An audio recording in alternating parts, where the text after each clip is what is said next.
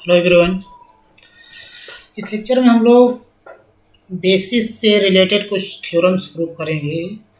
तो ये बहुत ही इम्पोर्टेंट थ्योरम है। इस थ्योरम को हम लोग बोलते हैं एक्सटेंशन थ्योरम। तो ये थ्योरम का स्टेटमेंट मैंने पहले से लिख रखा है कि V is finite dimensional vector space over a field F and if capital S equal to x1 x2 xm be a linearly independent set, then either S is basis or can be extended to a basis by adjoining some more element to it। इस theorem का statement था ये theorem क्या कह रही है कि अगर S वेक्टर स्पेस V का कोई भी लीनियरली इंडिपेंडेंट सबसेट है तो या तो S बेसिस होगा, और अगर बेसिस नहीं है तो उसमें कुछ हम एक्स्ट्रा एलिमेंट ऐड करके उस सेट S को बेसिस बना सकते हैं। इस थ्योरम को हम बोलते हैं एक्सटेंशन थ्योरम। तो इसका हम लोग प्रूफ देखते हैं क्या होगा। Proof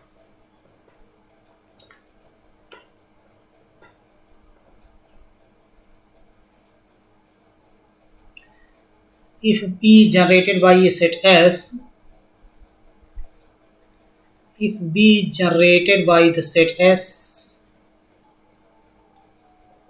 then S is a basis। क्योंकि S हमने क्या लिया हुआ है, S equal to x1 x2 xm linearly independent है। अगर वेक्टर स्पेस को ये जनरेट भी कर दे तो बेसिस हो जाएगा। Then S is a basis. Basis nothing to prove. तो मान ले रहे हैं मैं suppose that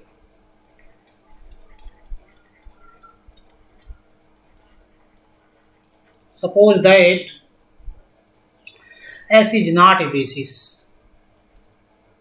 S is not a basis।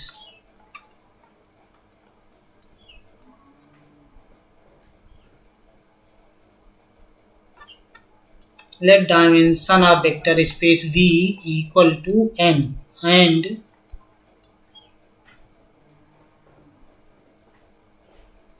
the set y1 y2 and so on yn। Vector space की डायमेंशन n है तो कोई भी बेसिस होगा उसमें n एलिमेंट होंगे और बेसिस मिलेगा। इसके पहले हम लोगों ने थ्योरम देखी थी, एवरी वेक्टर स्पेस है basis. This set be a basis, be a basis of vector space V। तो अब ये सेट y1 y2 yn अगर वेक्टर स्पेस की बेसिस है तो ये जितने xi होंगे, S सेट S के जितने एलिमेंट हैं x1 x2 xm, ये सब y1 y2 yn के लीनियर कॉम्बिनेशन होंगे। तो फिर क्या होगा, therefore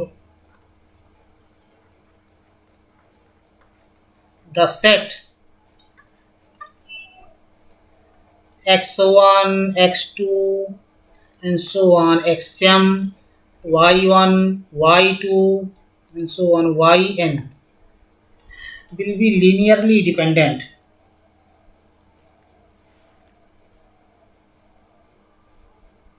linearly dependent। ये सेट लीनियरली डिपेंडेंट होगा। क्यों लीनियरली डिपेंडेंट होगा, x1 सपोज x1 हमने चूज किया, x1 is linear combination of y1 y2 yn, x2 is linear combination of y1 y2 yn। क्योंकि y1 y2 yn बेसिस है vector space का, कोई भी element y1 y2 to yn का linear combination होगा। तो अगर किसी सेट में कोई एक वेक्टर है जो कि कुछ वेक्टर्स का लीनियर कॉम्बिनेशन हो जा रहा है तो मतलब वो सेट लीनियरली डिपेंडेंट है। तो इसका मतलब ये सेट लीनियरली डिपेंडेंट है। अब ये सेट अगर लीनियरली डिपेंडेंट है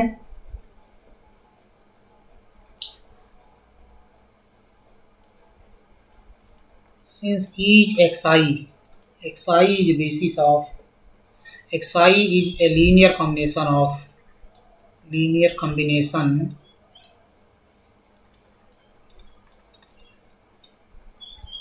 yi I equal to 1 to n। तो अब ये set x1 x2 xm y1 y2 yn ये लीनियरली डिपेंडेंट सेट हो गया। तो जब ये सेट लीनियरली डिपेंडेंट हो गया तो अगर कोई भी सेट लीनियरली डिपेंडेंट है, मैंने बताया था पहले के लेक्चर में, तो एक वेक्टर मिलेगा जो कि अपने के पहले वाले वेक्टर्स का लीनियर कॉम्बिनेशन होगा। Hence there exists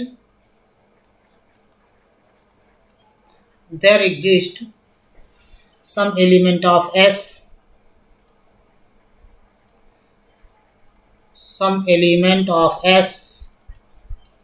which is linear combination of its preceding vectors, which is linear combination of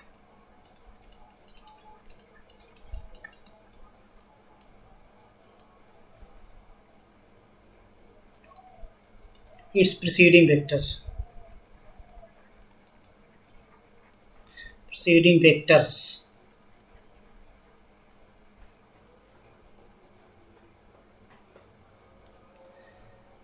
this element, जो एलिमेंट अपने के पहले वाले वेक्टर्स का लीनियर कॉम्बिनेशन होगा वो element x1 x2 up to xm से नहीं हो सकता.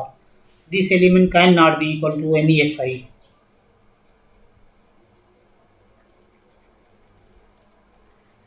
This element cannot be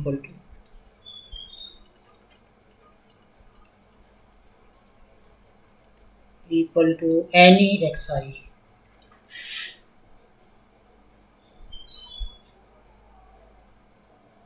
Any of x1 x2 up to xm.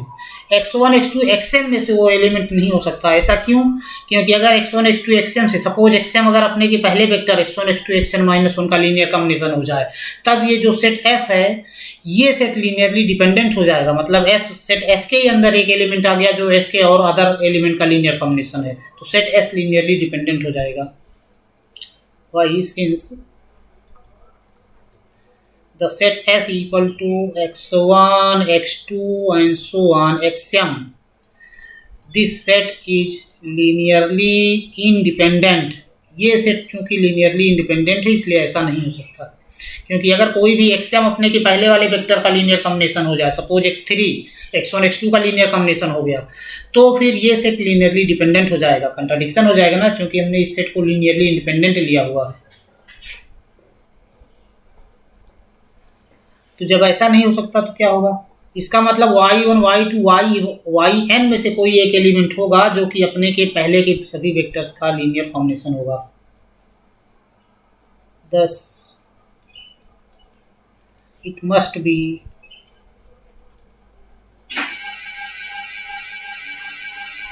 some yi.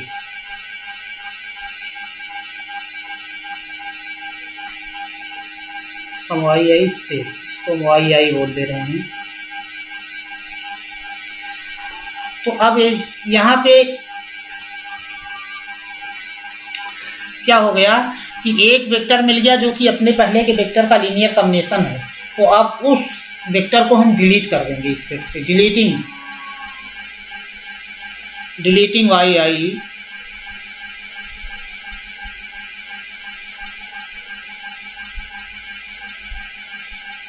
We get. तो आई को डिलीट कर देंगे सेट से, तो क्या मिलेगा? एक हमको दूसरा सेट मिल जाएगा. इस सेट को हम मान लेते हैं S1. इस सेट को हम S1 बोल दे रहे हैं. S1 equal to,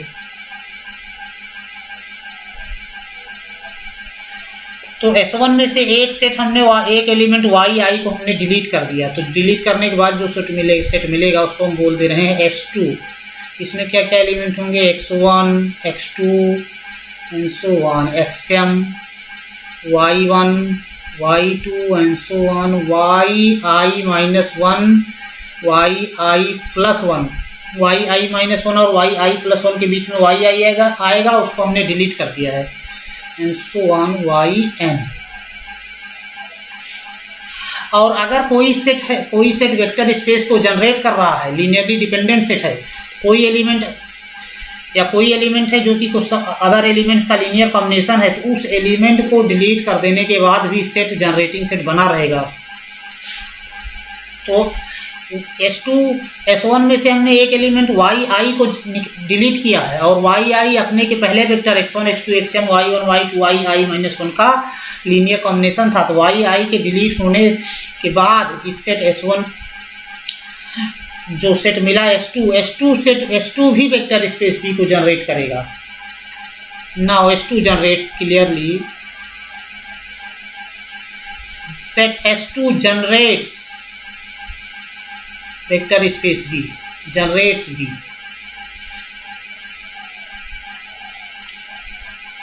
as yi जिसको हमने डिलीट किया is a linear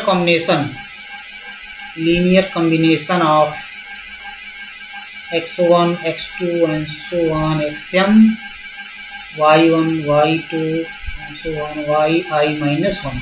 तो yi जो है इन सारे वेक्टर्स का लीनियर कॉम्बिनेशन है. तो ऊपर जो सेट S1 था वो वेक्टर स्पेस V को जनरेट कर रहा था. तो वेक्टर स्पेस V का कोई भी एलिमेंट लेते तो x1 x2 xm और y1 y2 yn का लीनियर कॉम्बिनेशन होता. तो जब उनका लीनियर कॉम्बिनेशन है और फिर yi जो है x1 x2 xm y1 y2 yi minus 1 का लीनियर कॉम्बिनेशन है.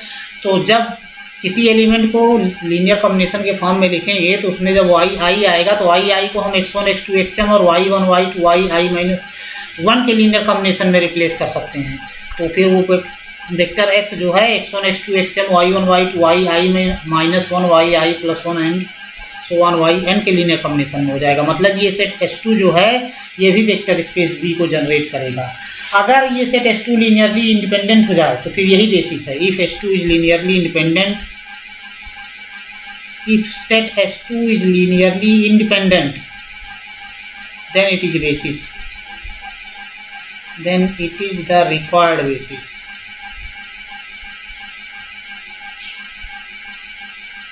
यही बेसिस हो जाएगी कि x1 x2 xm को हमने एक्सटेंड कर दिया है. यहाँ सेट S2 में क्या हो रहा है, x1 x2 xm एलिमेंट हैं, कुछ एलिमेंट हमने एक्सट्राइड कर दिए हैं y1 y2 up to yi minus 1 yi plus 1 and so on yn. तो अगर S2 लीनियरली इंडिपेंडेंट हो जाए तो ये बेसिस है. अगर S2 लीनियरली इंडिपेंडेंट नहीं है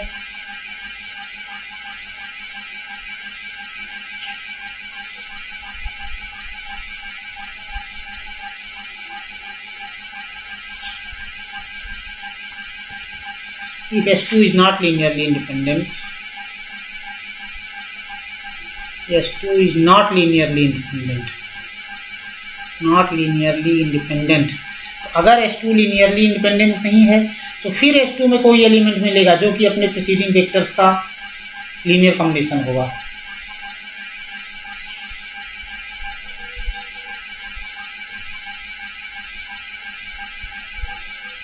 Then there exists some y belong to S2 which is linear combination of its preceding vectors.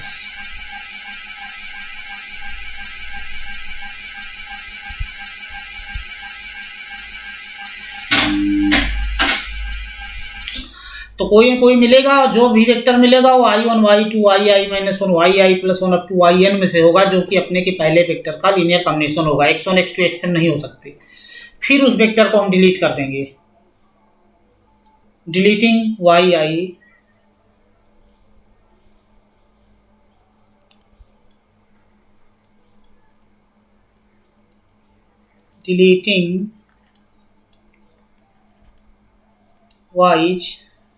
we get the set. तो उसको डिलीट कर देंगे तो हमको सेट मिल जाएगा. जो सेट मिलेगा उसको हम S3 बोल देंगे. ये भी सेट रहेगा x1 x2 so on xm y1 y2 so on yi minus 1 yi plus 1. हम इस वेक्टर को yj बोल दे रहे हैं. yj minus 1 yj plus 1 to ym which generates B. Generating set हमेशा ही बने रहेंगे क्योंकि जो भी वेक्टर हम डिलीट कर रहे हैं वो वेक्टर कुछ वेक्टर्स के लीनियर कॉम्बिनेशन है. तो अगर कोई वेक्टर कुछ वेक्टर का लीनियर कॉम्बिनेशन है सेट में तो उस वेक्टर को डिलीट करने से के बाद भी सेट जनरेटिंग सेट बना रहेगा. जो जिस स्पेस को जनरेट कर रहा था उसी को फिर जनरेट करेगा. कोई जनरेट्स भी. तो अब अगर S3 लीनियरली इंडिपेंडेंट है तो S3 बेसिस हो जाएगी. If S3 is linearly independent S3 will be. If S3 is linearly independent is linearly independent, then it is basis. It is basis.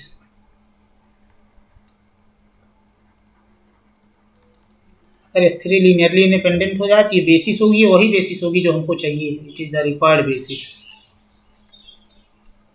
अब अगर S3, if S3 is not linearly independent, if S3 not linearly independent, if S3 is not linearly independent,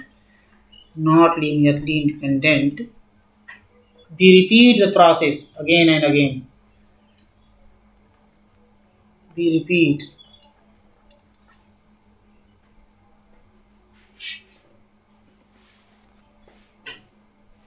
the process again and again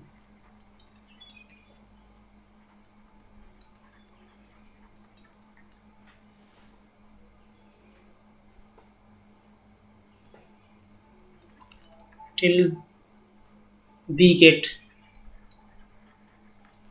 a linearly independent set. हम ये process तब तक करते रहेंगे जब तक कि हमको लीनियरली इंडिपेंडेंट सेट ना मिल जाए. और जब लीनियरली इंडिपेंडेंट सेट मिलेगा, linearly independent set generating B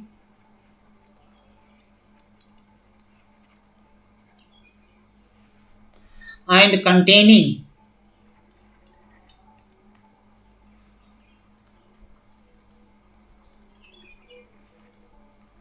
x1, x2 up to xm and some yi and some y's, say yi1, yi2 and so on, yi n minus n. This last set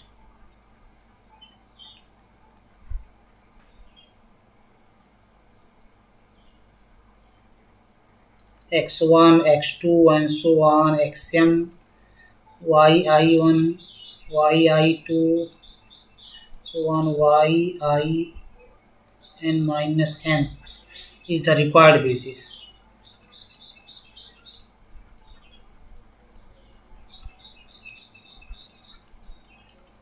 देखो क्या है कि एक एक element को हम delete करते जा रहे हैं, तो चूंकि बेस वेक्टर स्पेस की हमने डायमेंशन n ली हुई है, तो जो भी बेसिस होगी उसमें केवल और केवल n एलिमेंट होंगे. तो यहाँ पे ये प्रोसेस टोटल की अभी कितने एलिमेंट हैं, m प्लस वाई n है. यहाँ पर ये जो प्रोसेस है ये m टाइम्स चलेगा. m वेक्टर एक्स्ट्रा है ना, x1, x2, xm, तो यहाँ से m वेक्टर्स डिलीट करने होंगे इस सेट से, तब n वेक्टर मिलेगा. तो जितने m वेक्टर डिलीट होंगे वो सब किसी y1, y2 up to yn में से होंगे कोई ना कोई वेक्टर. तो n वेक्टर डिलीट करने के बाद जो y's बचेंगे वो कितने वेक्टर बचेंगे, y वाले n माइनस m वेक्टर बचेंगे. तो जो n माइनस m वेक्टर बचे उनको हमने नाम दे दिया yi1. थोड़ा सा मिस्टेक है,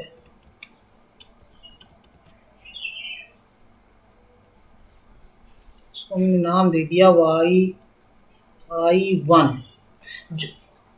y वाले कितने n माइनस m वेक्टर बचेंगे. अब हमको ये नहीं पता y1 बचेगा कि y1 डिलीट होगा, y2 बचेगा डिलीट होगा. जो वेक्टर्स बचे उनको हमने फिर से न्यू नेम दे दिया yi1, yi2 and so on yin minus m. तो ये टोटल वेक्टर कितने हैं, अब इस सेट में टोटल वेक्टर हैं, यही सेट होगा हमारा sm. इस सेट में n वेक्टर्स हैं और ये n वेक्टर जो हैं लीनियरली इंडिपेंडेंट होंगे, वेक्टर स्पेस b को जनरेट करेंगे. तो फिर यही बेसिस है. तो अब इस बेसिस में हम क्या देख रहे हैं, x1, x2, xm तो वही है. इसमें extra n minus m element हमने एक्स्ट्रा ऐड किया है. तो एक्स्ट्रा ऐड करने के बाद क्या हुआ, ये सेट बेसिस हो गया. यही थी एक्सटेंशन थ्योरम. प्रूफ कंप्लीट है. तो क्या कहती है एक्सटेंशन थ्योरम कि कोई भी अगर लीनियरली इंडिपेंडेंट सेट है वेक्टर स्पेस का, तो या तो वो बेसिस होगा या तो फिर उसमें कुछ एक्स्ट्रा वेक्टर्स ऐड करके हम उसको बेसिस बना सकते हैं. तो इसी थ्योरम की कोरोलरी है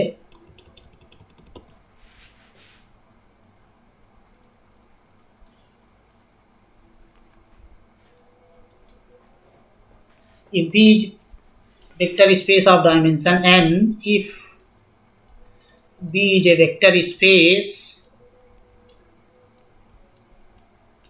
of dimension n,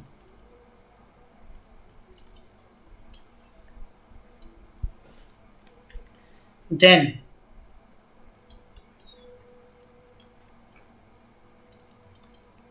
every set of n plus n1 vectors or more in B is linearly dependent. Every set of n plus 1 vectors or more in B is linearly dependent. Linearly dependent कि अगर vector space V की dimension n है तो अगर n से ज़्यादा vectors लिए जाएं किसी सेट में, n से ज़्यादा वेक्टर हैं तो वो सेट हमेशा लिनियरली डिपेंडेंट होगा. सेकेंड रिजल्ट है इसी पर बेस्ड कि set of n vector in B is basis set of n vectors in vector space V is a basis if and only if and only if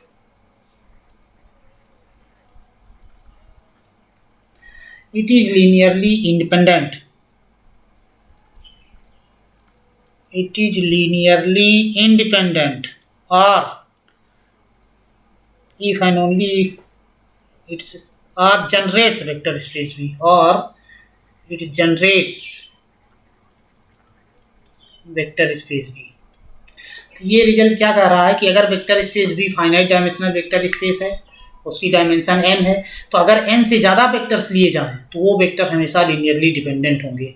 next कह रहा है कि अगर n वेक्टर का सेट लिया जाए तो अगर n वेक्टर का सेट है और अगर वो लीनियरली इंडिपेंडेंट हो गया तो फिर वो बेसिस होगा, हमको ऑटोमेटिकली वो जनरेट करेगा, चेक करने की जरूरत नहीं है.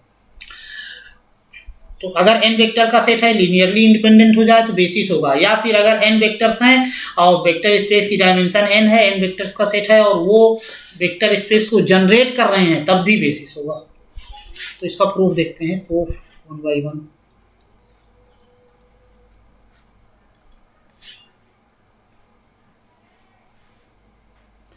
If a set of n plus 1 vectors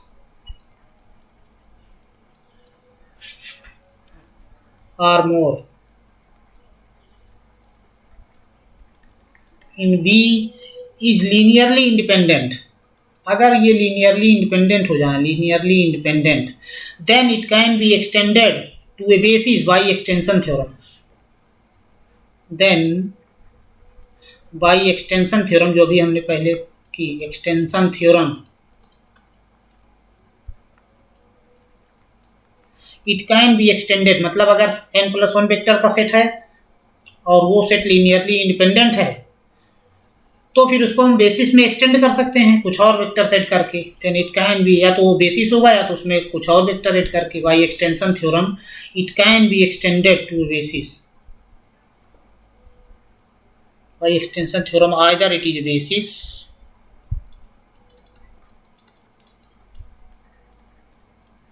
basis or can be extended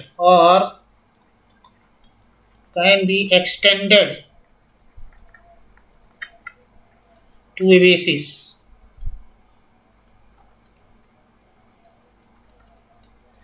by adding some more elements.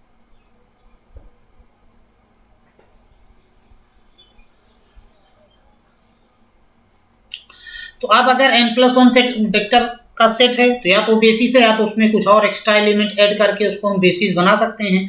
तो दोनों ही केसेस में बेसिस में नंबर ऑफ एलिमेंट n से ज़्यादा हो जाएंगे, जो कि पॉसिबल नहीं है क्योंकि वेक्टर स्पेस की डायमेंशन n है तो कोई भी बेसिस लेंगे उसमें केवल और केवल n एलिमेंट होंगे, which is not possible, which contains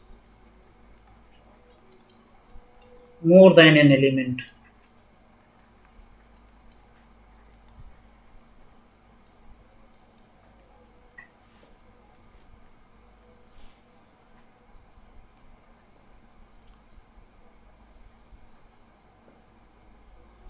जो कि पॉसिबल नहीं है। ये कंट्राडिक्शन हो जाएगा, क्योंकि हमने वेक्टर स्पेस की डायमेंशन n मानी है, तो कोई भी वेक्टर स्पेस की बेसिस लेंगे उसमें केवल और केवल n एलिमेंट होंगे, तो कंट्राडिक्शन हो जा रहा है। इसका मतलब क्या है कि कोई भी सेट है जिसमें n+1 या उससे ज़्यादा एलिमेंट है वो हमेशा लीनियरली डिपेंडेंट होगा। हेंस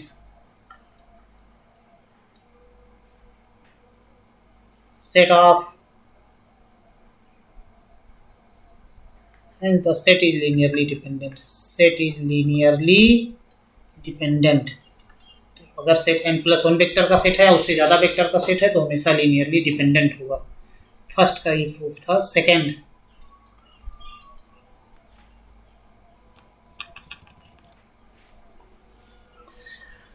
हमको क्या प्रूव करना है कि set of n vectors is basis if and only if it is linearly independent, और set of n vector is basis if and only if it generates vector space भी।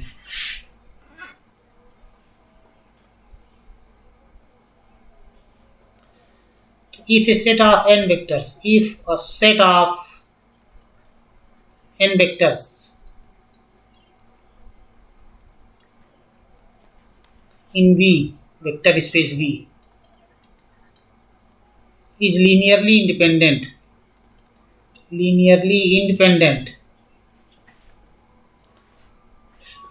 then either it is a basis or can be extended to basis containing more than n element, which is not possible. Then either it is basis by extension theorem, either it is basis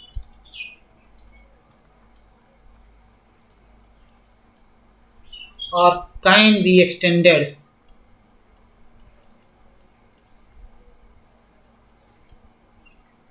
to a basis which will contains more than n element.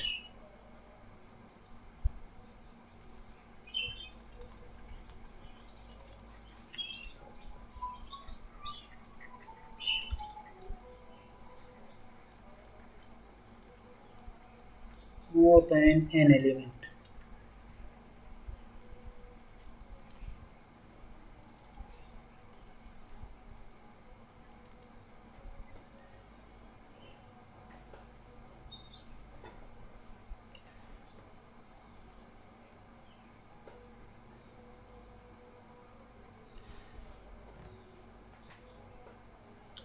तो क्या है कि अगर कोई set of vectors है जिसमें n vectors हैं और वो लीनियरली इंडिपेंडेंट है, तो फिर वो बेसिस ही होगा, क्योंकि अगर या तो बेसिस होगा या तो फिर बेसिस में एक्सटेंड किया जा सकता है।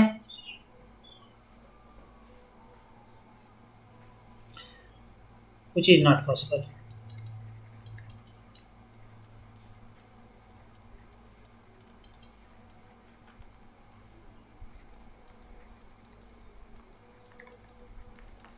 तो अगर सेट ऑफ n वेक्टर्स हैं, लीनियरली इंडिपेंडेंट सेट है, तो या तो बाई एक्सटेंशन थ्योरम या तो बेसिस होगा या तो उसमें कुछ एक्स्ट्रा एलिमेंट ऐड करके हम बेसिस बना सकते हैं। बट अगर हम एक्स्ट्रा एलिमेंट उसमें ऐड करेंगे करके बेसिस बनाएंगे तो फिर नंबर ऑफ एलिमेंट उस बेसिस में n से ज़्यादा हो जाएंगे।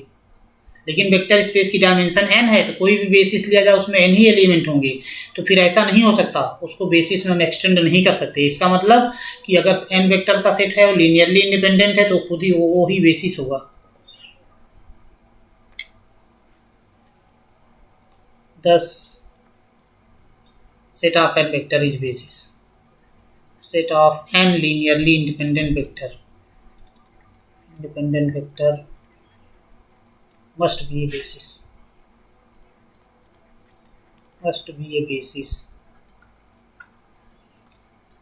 अगर n linearly independent वेक्टर का सेट है तो बेसिस ही होगा।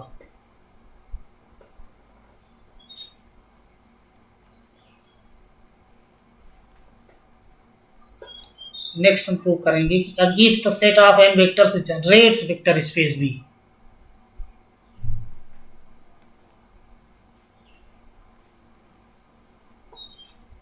further if a set of n vectors, if the set S equal to x1, x2 and so on xn generates set of n vectors, generates vector space V, generates vector space V,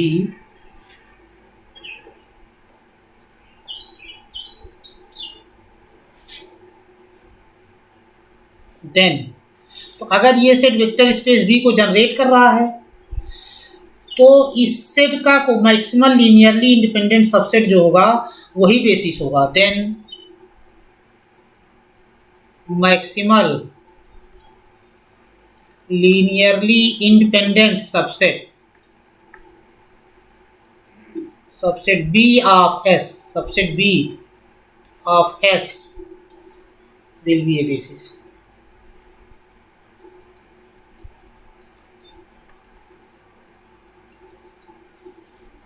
That is B is basis, B is subset of S and B is basis. But B cannot be proper subset of S because अगर B S का proper subset हो जाए तो dimension of vector space B less than n हो जाएगा। But B cannot be a proper subset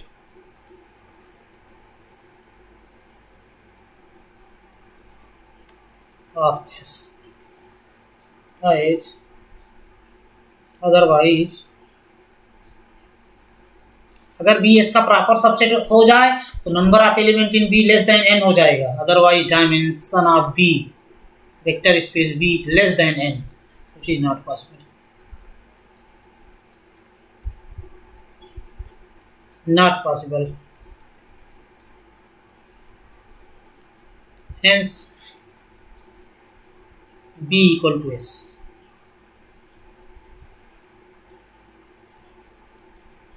B must be equal to S. Means if S contains n vectors which generates vector space B, then it must be a basis.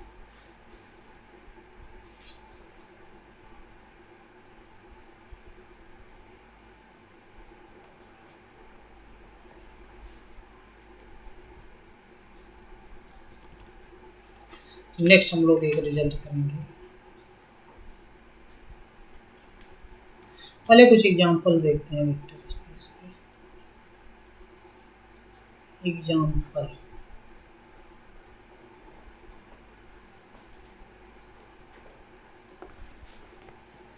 consider the vector space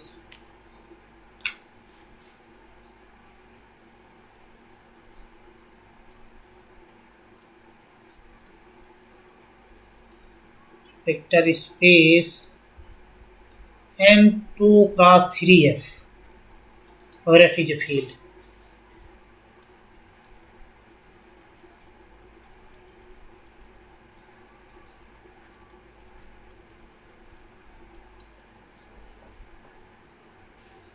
M2 cross 3F क्या है? Set of all 2 cross 3 matrices. तो previous lecture में हमने show किया था कि set of all M cross n matrices with entries from a field F denoted by M cross nF is vector space. तो M के प्लेस पे 2 और N के प्लेस पे 3 लिया है हमने। Set of all 2 cross 3 matrices with entries from the field F is vector space. हम इसकी डायमेंशन चाहते हैं, इसकी डायमेंशन निकालना चाहते हैं। तो डायमेंशन के लिए पहले इसकी एक बेसिस फाइंड आउट करना होगा, number of element in basis dimension हो गए। तो consider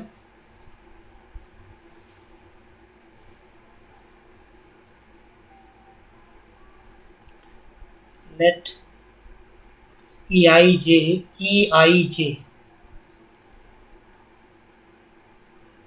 be a matrix 2 cross 3 matrix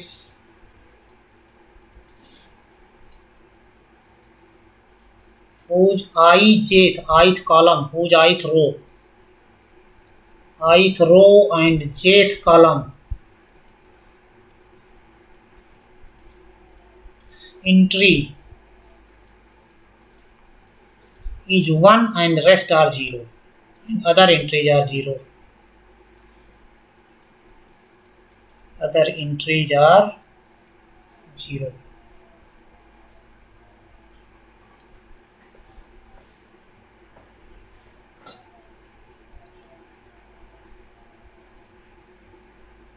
इसको हम लिख देते हैं let E I J denote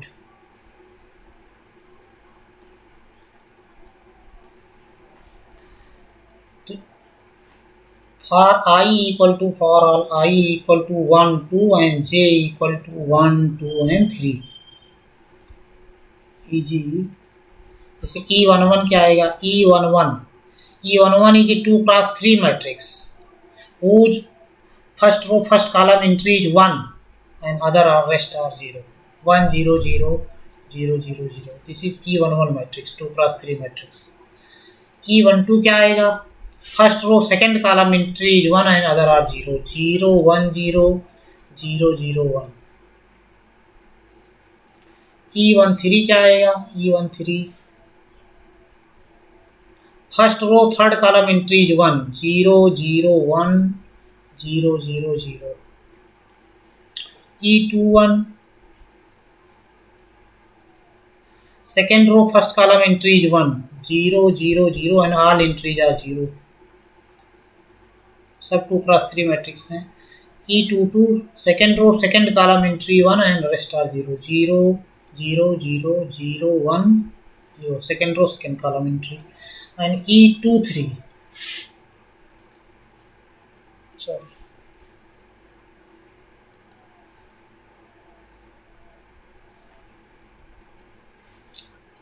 E23 क्या है second row third column entry is 1 zeros and other entries are 0 0 0 0 0 0 1. ये आए ई आई जी की वैल्यू ये i i ranging from 1 to 2 j ranging from 1 to 3. अब हमारा क्लेम है क्लेम ये सारे के सारे मैट्रिक्स कहाँ या then all E I J belong to M2 cross 3 matrix. सब 2 क्रॉस 3 ऑर्डर के मैट्रिक्स हैं तो M2 क्रॉस 3 में बिलोंग कर रहे हैं. अब हमारा क्लेम है कि this set E11, E12, E13, E21, E22, E23 इसमें कितने एलिमेंट हैं दिस सेट. इसी सेट को हम ऐसे भी लिख सकते हैं ई I J such that 1 is less than or equal to I is less than or equal to 2 1 is less than or equal to j is less than or equal to 3. मतलब I की value 1 और 2 है j की value 1 2 3 है. This set is a basis. This set is a basis of M2 cross 3F. ये set इस set को S बोल देते हैं S इक्वल टू. तो अब बेसिस दिखाने के लिए हमको क्या दिखाना होगा पहले हमको दिखाना होगा कि सेट लीनियरली इंडिपेंडेंट है. तो फर्स्ट हम दिखाएंगे S इज लीनियरली इंडिपेंडेंट. तो लीनियरली इंडिपेंडेंट दिखाने के लिए क्या करते हैं किसी सेट को लीनियरली इंडिपेंडेंट दिखाना है तो उस सेट का कोई भी लीनियर कॉम्बिनेशन 0 के बराबर करो. सेट के वेक्टर्स का कोई लीनियर कॉम्बिनेशन 0 के बराबर करें और अगर सारे स्केलर्स 0 आ जाए तो सेट लीनियरली इंडिपेंडेंट है. तो इसके लिए हम क्या करेंगे consider alpha 1 E11 E11 plus alpha 12 E12 plus alpha 13 plus alpha 21 E21 plus alpha 22 E22 plus alpha 23 E23 equal to 0. अब ये कौन सा 0 है 0 of the vector space 0 of M2 cross 3F. इस सेट इस वेक्टर स्पेस का 0 और इस वेक्टर स्पेस का 0 क्या होगा इस वेक्टर स्पेस में कौन सा एलिमेंट होगा जो 0 का काम करेगा 0 मैट्रिक्स ऑफ ऑर्डर 2 क्रॉस 3. तो अब ये क्या हो जाएगा this implies alpha 11 where each alpha i यहीं पे लिख देते हैं where alpha i J belong to the field F.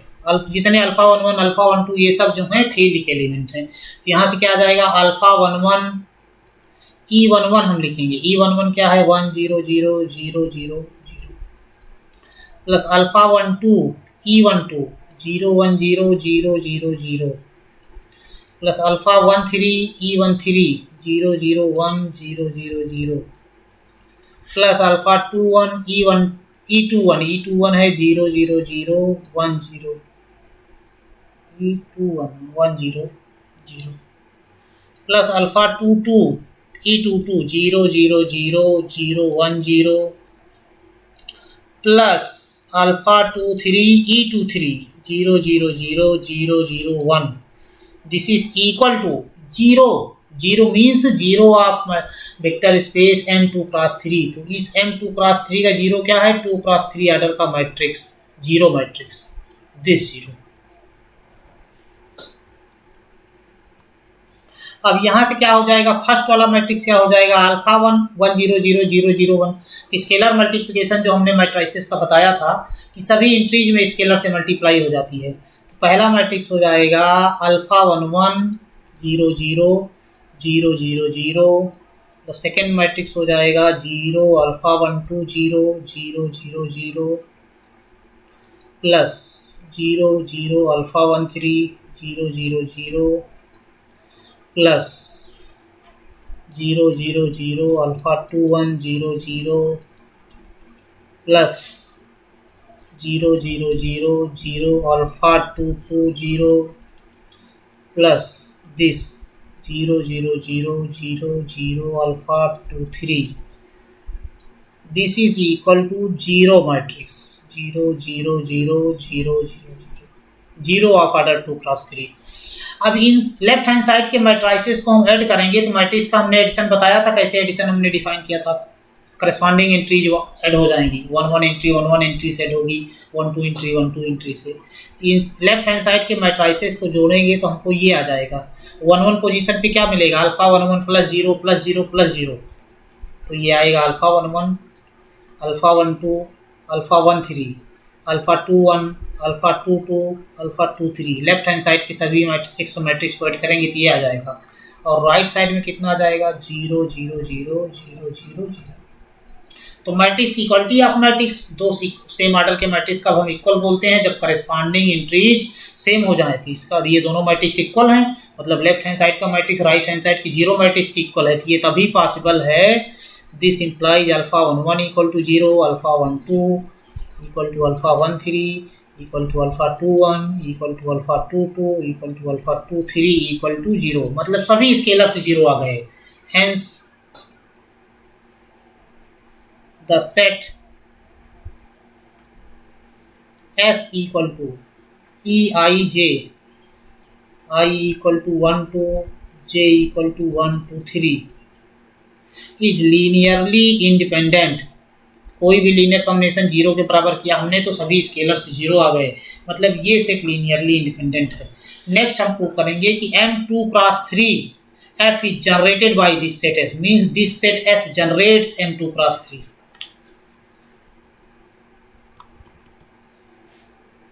Next हम ये शो करेंगे S जनरेट्स, बेसिस दिखाने के लिए दो चीज दिखाना पड़ेगा. Generates M2 cross 3F. तो ये दिखाने के लिए कि S जनरेट कर रहा है M2 क्रॉस 3F को हमको क्या दिखाना होगा कि every element of 2 cross 3 M2 cross 3F is can be written as linear combination of element of S. कि कोई भी M2 क्रॉस 3 का एलिमेंट मैट्रिक्स लिया जाए, 2 क्रॉस 3 ऑर्डर का मैट्रिक्स लिया जाए with entries from the field, वो मैट्रिक्स S के एलिमेंट्स का लीनियर कॉम्बिनेशन हो जाए. तो हम ले रहे हैं let for this, let A11 A12 A13 A21 A22 A23 2 cross 3 order matrix belong to M2 cross 3F. हमने ये ले लिया. देन तो हम इसको हम कैसे लिख सकते हैं? We can write A11 A12 A13 A21 A22 A23. This is equal to, इसको हम कई मैट्रिक्स के सम में ब्रेक कर सकते हैं. A11 0 0 0 0 0 plus 0 A12 0 0 0 0 plus 0 0 A13 0 0 0 plus 0 0 0 A21 0 0 plus 0 0 0 0 A22 0 plus 0 0 0 0 0 8 2 3 जैसे इसके पहले वाले में हमने किया था। इस मैट्रिक्स को इन 6 मैट्रिक्स के सम में हम लिख सकते हैं।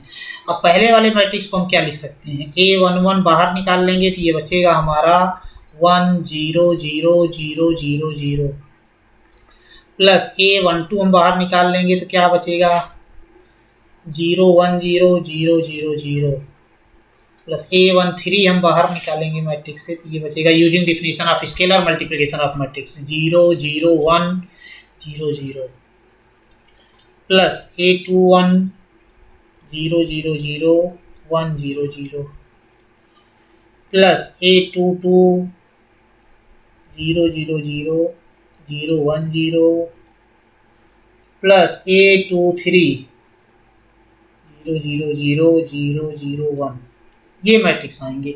अब ये पहला वाला मैट्रिक्स इसको हम क्या लिख सकते हैं A11 के साथ जो है A11 and this is nothing but E11 first row first column entries 1 and rest are 0 plus A12 E12 plus A13 E13 plus A21 E21 plus A22 E22 plus A23 E23। तो यहाँ से क्या आ गया कि इस मैट्रिक्स को हम ए बोल दे रहे हैं ए इक्वल टू, तो इस मैट्रिक्स ए इक्वल टू, तो हमने कोई ए मैट्रिक्स ए लिया 2 क्रॉस 3 ऑर्डर का, तो वो matrix E11 E12 E13 E21 E22 E23 के लीनियर कॉम्बिनेशन में हमने लिख दिया। इसका मतलब क्या है, hence thus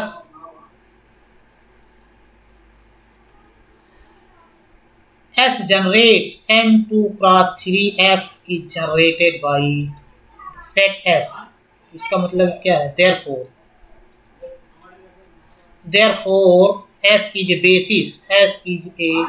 basis of M2 cross 3F।